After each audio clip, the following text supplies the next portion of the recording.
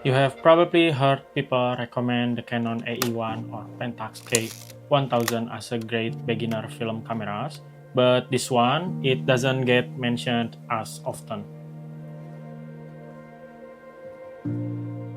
This is the Nikon FE, so the only 35mm SLR film camera I own right now. So big shout out to my friend Matt who passed it on to me as a part of his father's legacy. So after using it for a while, I realized it's seriously underrated. It's reliable, affordable, and honestly almost perfect for anyone starting film photography. I know that picking your first camera can feel overwhelming, so I hope this video gives you a fresh option to consider. So, what makes a film camera beginner friendly? For me, there are a few key things I always look for. Something like, does it have the essential features to help you get started? Things like a built-in light meter, an auto or program or aperture priority mode, and exposure compensation as well. Of course, if we are talking about pure ease of use, a point-and-shoot film camera might be the easiest way to start. But in this video, I want to focus on the 35mm SLR film camera. So this Nikon FE checks all those boxes. It gives you just enough control to learn and grow without throwing too much at you all at once.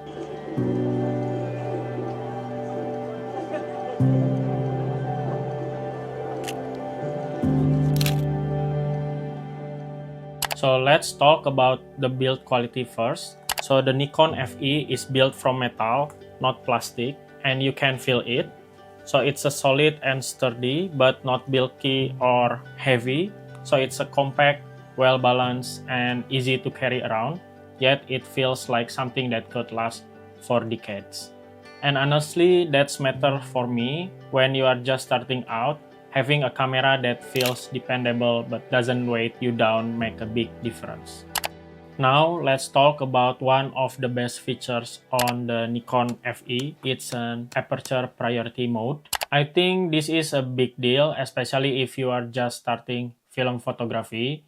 With aperture priority, let's say if you set your aperture to f2.8 for some background blur, and the camera automatically select the correct shutter speed based on the light. That means you can focus more on composing your shot and enjoying the moment without worrying too much about nailing the exposure setting right away. So it's like having a helpful assistant who take care of the technical stuff but still give you a creative control. But here is the best part, I think. As you get more confident, the camera doesn't hold you back. You can easily switch to full manual mode. You can switch it by turning the shutter speed dial. That's it. Everything's mechanical, tactile, and immediate.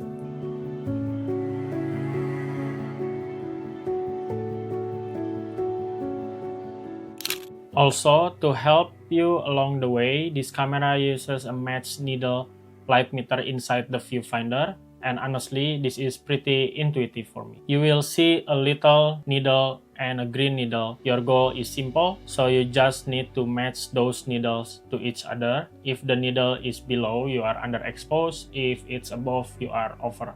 That's it. It teaches you exposure in a really visual and hands-on way.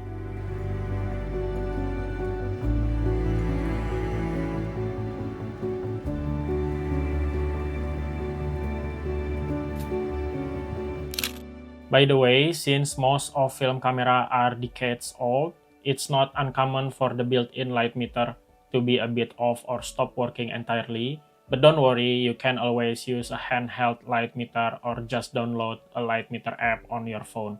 It works just fine for getting started on film photography. So back to this. So this camera also gives you a dedicated exposure compensation dial, which is a great bonus for beginners. If the light meter recommends something too dark or too bright, like in a backlit scene or snowy landscape, you can easily dial in like +1 or -1 stop to correct. And it's a small feature, but it teaches you how to make creative decisions around exposure.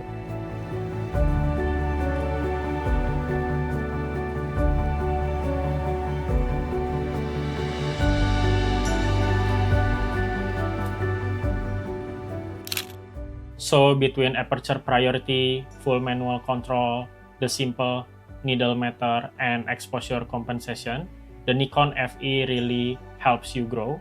It doesn't do everything for you, but it gives you just enough support to build confidence and start understanding the core of film photography.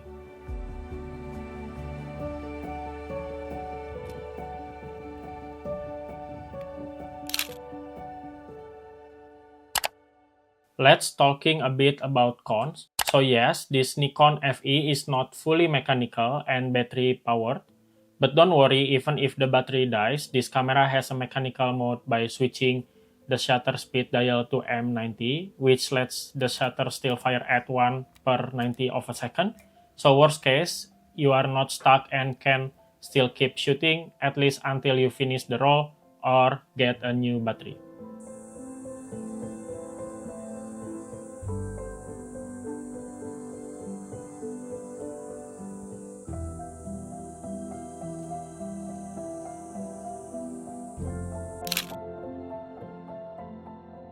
And talking about the price and availability, one of the reasons I think the Nikon FE is such a great pick for those who want to start is actually affordable. So while the camera like Canon AE1 or Olympus OM1 or even Pentax K1000 have become really popular and kind of overpriced because of it, this camera is still flying a bit under the radar. So that means you can usually find one for a much more reasonable price, especially here in Japan, or if you can check online auction as well. In general, you are looking at around like 50,000 Japanese yen to 25,000 Japanese yen, or roughly $100 or 150 US dollars, depending on the condition and whether it comes with a lens or not. And for what you are getting, a metal body, aperture priority, full manual control, reliable meter, it honestly a steal, especially in a time when film gear price keep climbing. So if you are trying to get into film without breaking the bank, the Nikon FE give you a ton of value for the money.